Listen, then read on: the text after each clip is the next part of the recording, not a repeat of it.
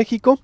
Se le considera uno de los más cercanos colaboradores de Cuauhtémoc Cárdenas, embajador de México en Cuba del 2000 al 2012 también. Y es ahorita analista político para el periódico Excelsior y El Heraldo, donde publica una columna semanal. Es profesor universitario de la Universidad Nacional Autónoma de México, con toda esta experiencia que Ricardo Pascoe pues tiene, y trae un análisis muy pero muy interesante que ayer daba pues de alguna manera una visión diferente de lo que de lo que ocurre en medio de esta guerra de acusaciones. Una visión dice cómo el cedillismo regresa triunfante al poder político en México y desplaza al salinismo, el pacto de Andrés Manuel López Obrador y Enrique Peña Nieto. Muy pero muy interesante la columna, y por eso lo hemos invitado a participar para que nos comparta este interesante análisis. Ricardo, buenos días, te saludamos con mucho gusto. Mucho gusto, buenos días. A ver, ¿de qué se trata esta tesis que ponías a debate ahí en tu columna en el Heraldo? O pues muy diferente a lo que hemos visto, y una visión adicional de este supuesto pacto, Ricardo. ¿Ves eso? A ver, adelante. Bueno, es producto, en primer lugar, de mi experiencia directamente con Andrés Manuel. Yo fui fundador del PRD. Después del 88, las elecciones del 88, en el 89 formamos el PRD, cuando Andrés Manuel ni siquiera era miembro del partido, él seguía siendo del PRI en ese momento. Y cuando él se incorpora al PRD, formamos un comité ejecutivo cuando él fue electo presidente del Comité Nacional del PRD. Yo era el secretario de Relaciones Internacionales del partido, es decir, mi trabajo, mi relación, mi conocimiento de su conducta política viene de muy atrás y en contacto con otras opiniones dentro del PRD en ese momento.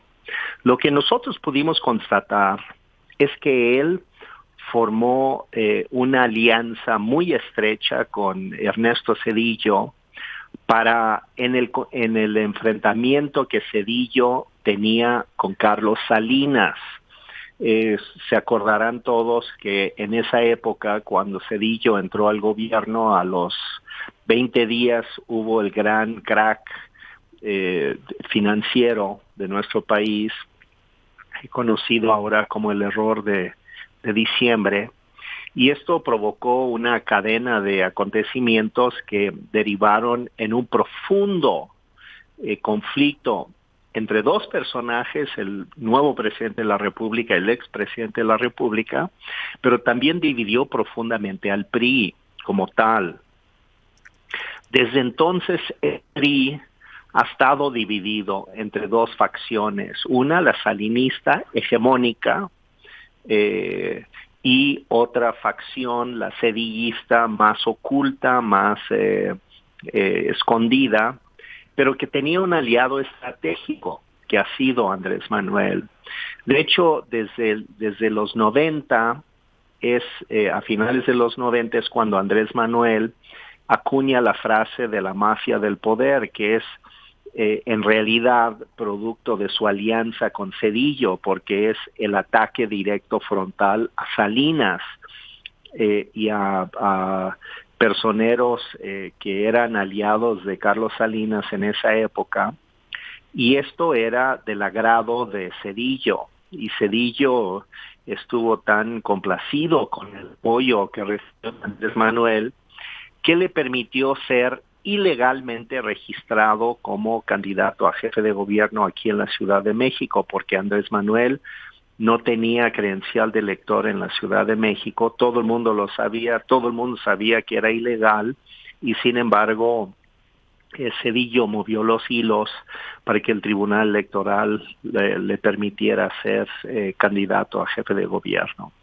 De ahí se fue consolidando, y esta relación se ha ido consolidando a través del tiempo. Andrés Manuel muchas veces indicó a los legisladores del PRD, y hay muchos de ellos que hablan de esto. Yo diría los honestos, no los que se fueron con Andrés Manuel, pero los honestos, como Marco Rascón, como Demetrio Sodi, todos eran legisladores del PRD en esa época, que han hablado públicamente acerca de cómo Andrés Manuel los presionaba para que votaran medidas y propuestas de Zedillo que tenían como un contenido, una carga antisalinista. Entonces, en estos años se ha seguido construyendo y consolidando esa relación entre entre Zedillo y Andrés Manuel. Hoy se ve con mucha claridad cómo se ha concretado el acuerdo, habida cuenta que, por ejemplo, Olga Sánchez Cordero, que es su propuesta para ocupar la Secretaría de Gobernación, fue siempre un cuadro político.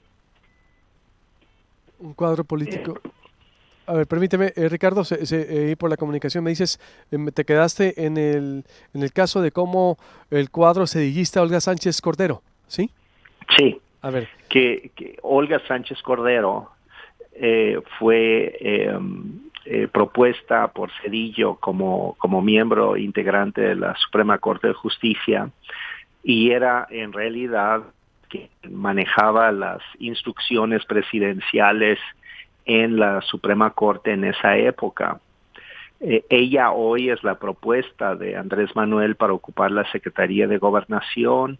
De igual manera, la propuesta de Andrés Manuel para la educación, otro puesto clave en este momento, es Esteban Moctezuma, que era secretario de Gobernación de Zedillo y después secretario de Sedesol, me parece, con él. Y que hoy están todos ellos agrupados en el campo morenista. Es decir, están ocupando puestos centrales, no puestos complementarios, sino puestos centrales en lo que será eventualmente un presunto gabinete del López Obrador. Entonces, lo que yo estoy viendo ahora es que el PRI está dividido entre su facción zedillista que está en Morena y su facción salinista que sigue dominando al PRI, porque Meade es candidato de la facción salinista, como lo fue Peña Nieto. Pero hoy ellos están a punto de ser absolutamente derrotados y aplastados. Y entonces lo que están buscando en aras de la sobrevivencia es un acuerdo con el ala zedillista que está dentro de Morena. Y entonces todo este ataque en contra de Ricardo Anaya viene de la facción salinista del PRI, pero para colocarse en segundo lugar o tratar de colocarse en segundo lugar, no creo que lo logre, pero están intentándolo, para lograr que puedan ellos tener mayor espacio de negociación con Morena, que hoy por hoy es el partido de Ernesto Zedillo, no de Manuel de López Obrador.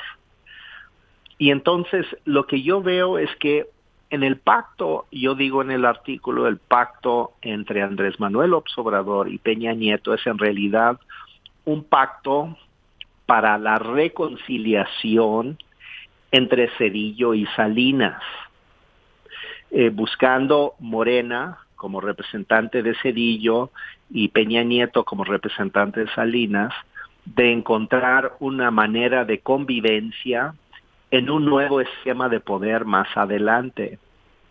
La capacidad histórica de mutación, de transformación, de adaptación, casi con capacidad mítica de una medusa del PRI es proverbial y se ha adaptado a muchas circunstancias imprevistas.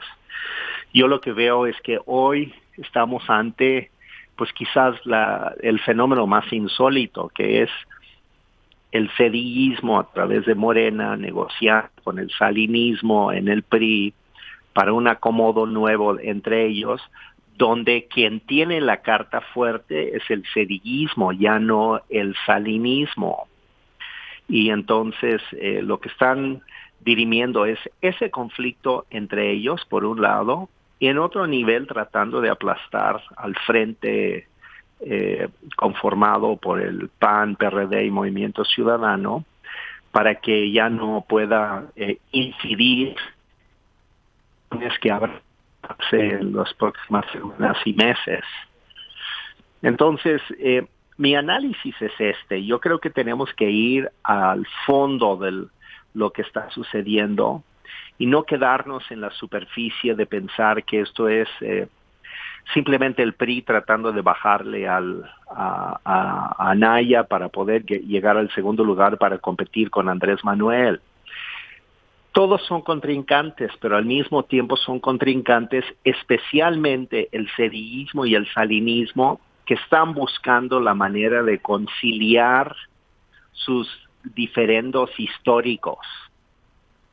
Entonces, esto convierte a la actual elección, entre otras cosas, en una contienda bastante sui generis, porque es en realidad un proceso que está derivando en un intento de reconciliación incómoda, yo pienso, de facciones priistas en la sociedad mexicana, donde estaría, insisto, la facción cedillista, que incluye a disidentes del PRI como Manuel Bartlett, en el esquema de Morena, que está pretendiendo asumir el poder y sí quizás negociar con el salinismo, pero ya teniendo al salinismo ahora sí en una posición mucho más debilitada, quizás la más debilitada desde que salió Salinas del poder.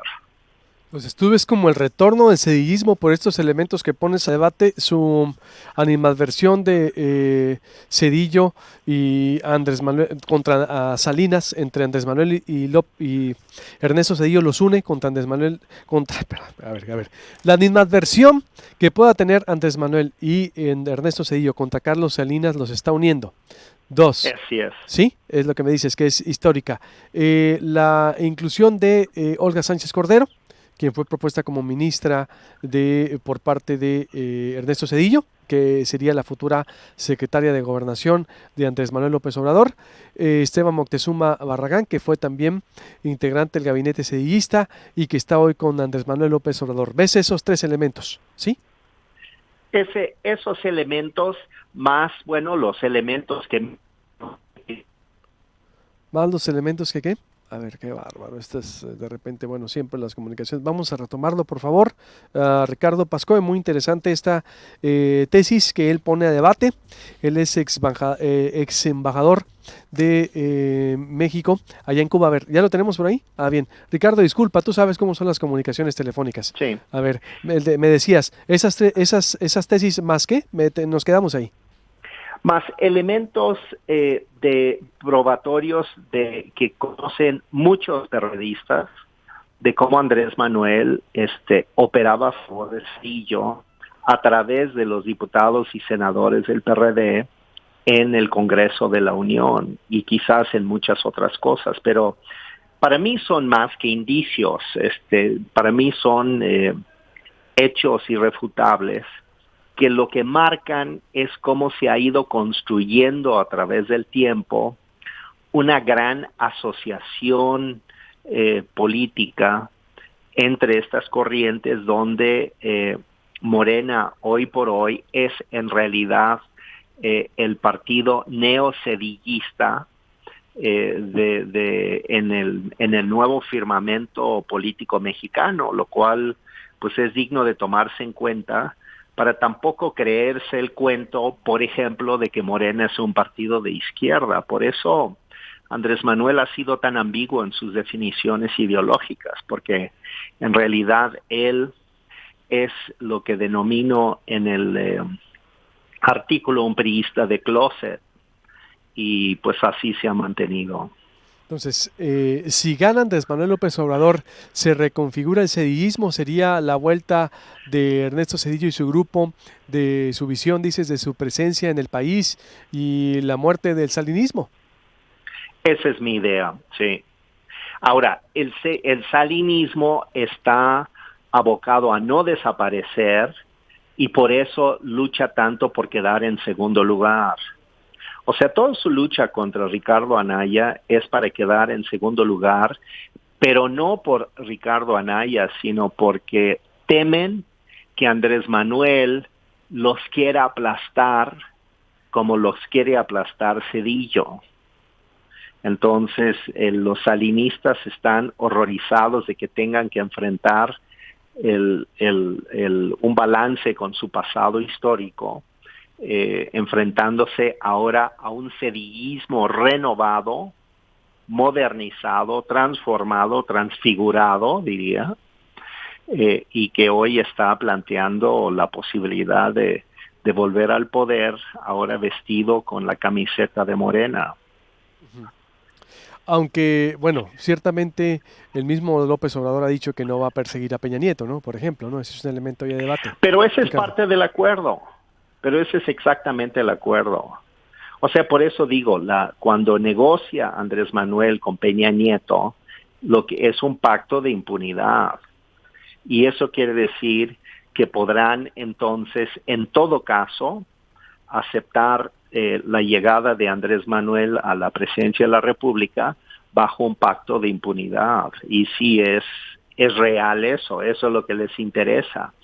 Si uno ve el artículo que sale hoy en el Washington Post sobre la corrupción y cómo el gobierno de Peña Nieto está encubriendo casos de corrupción, empezando por el tema de Odebrecht, y por supuesto que las decisiones recientes sobre los 43 desaparecidos de Ayotzinapa, es evidente que la impunidad es fundamental.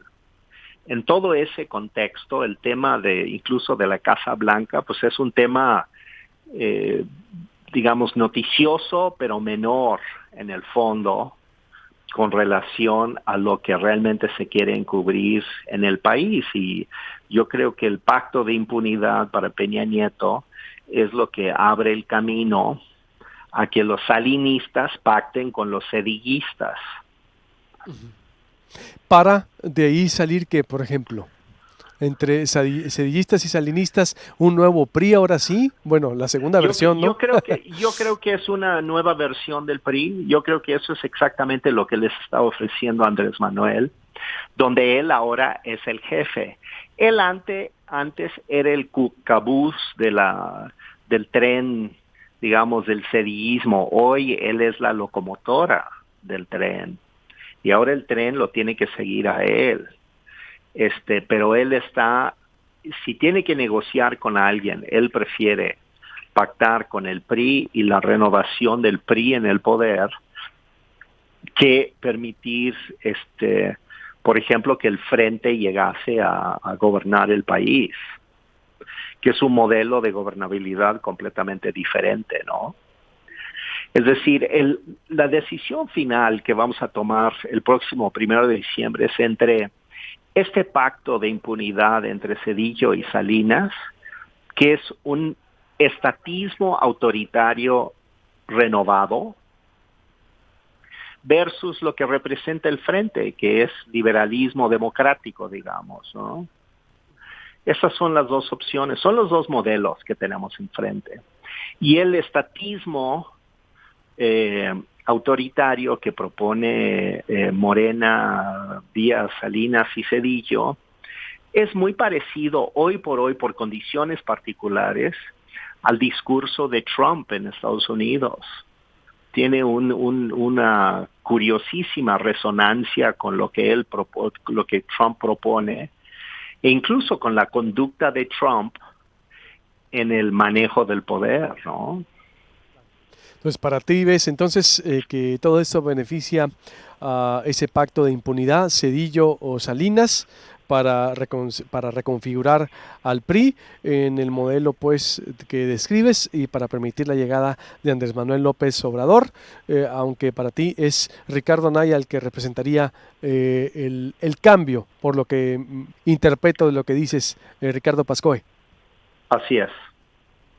Muy bien. Bueno, es la otra opción. Son las dos opciones, el estatismo autoritario o el liberalismo democrático, y tenemos que decidir entre esos dos caminos. Son dos caminos además que el mundo entero está discutiendo entre esos modelos. O sea, tampoco es un fenómeno absolutamente insólito mexicano, no, tampoco nos hagamos que estamos inventando el agua tibia en este asunto.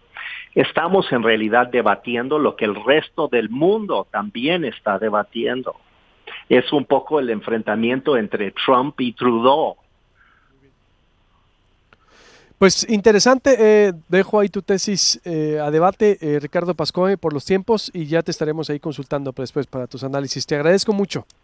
Con mucho gusto. Estamos en contacto. Ricardo Pascoe, ex embajador de México en Cuba. Le tocó la crisis a él por cierto, ¿cómo si te vas? Recuerdas de Fidel Castro y Vicente Fox. Y su artículo viene a poner otra tesis interesante. Y lo están criticando muchísimo ahí en YouTube los seguidores, los fan lovers, lovers. Pero bueno, es parte de escuchar a todas las versiones y ponerlas a debate y que usted tenga una última palabra. Corte y vuelvo. La presidenta del Instituto Estatal Electoral, Lili Telles, la candidata al Senado de Morena por Sonora.